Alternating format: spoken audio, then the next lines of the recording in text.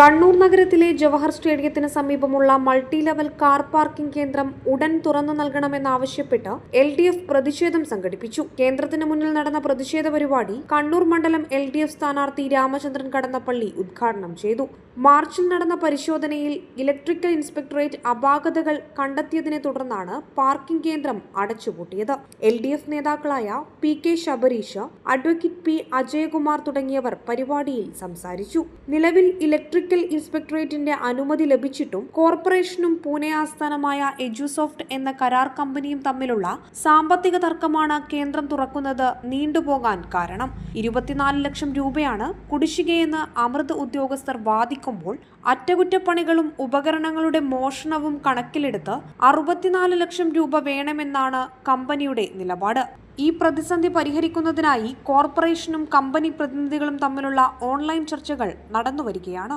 ഇതൊക്കെ വിലയിരുത്താൻ നിങ്ങൾക്ക് സ്വന്തമായി സാധിക്കണമെന്നാണ് എൻ്റെ അഭ്യർത്ഥന. ഇതാണ് ഇവിടെ നടക്കുന്ന കാര്യങ്ങൾ.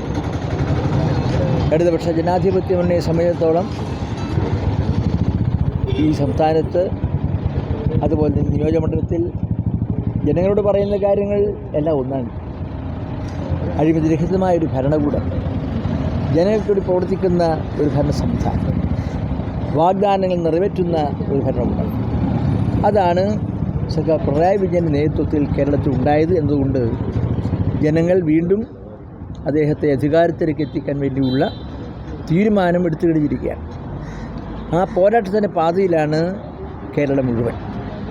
ആ സന്ദർഭത്തിലാണ് ഇവിടെ ഇങ്ങനൊരു നമ്മുടെ ഈ പ്രദേശത്ത് സംഭവത്തെക്കുറിച്ച് നമ്മുടെ ഇടതുപക്ഷ ജനാധിപത്യ നേതാക്കന്മാർ ശ്രദ്ധയിൽപ്പെടുത്തി അതിനെതിരായിട്ടുള്ള ഒരു ജനവികാരം രേഖപ്പെടുത്താൻ വേണ്ടി ഈ കൂട്ടായ്മ സംഘടിപ്പിച്ചു.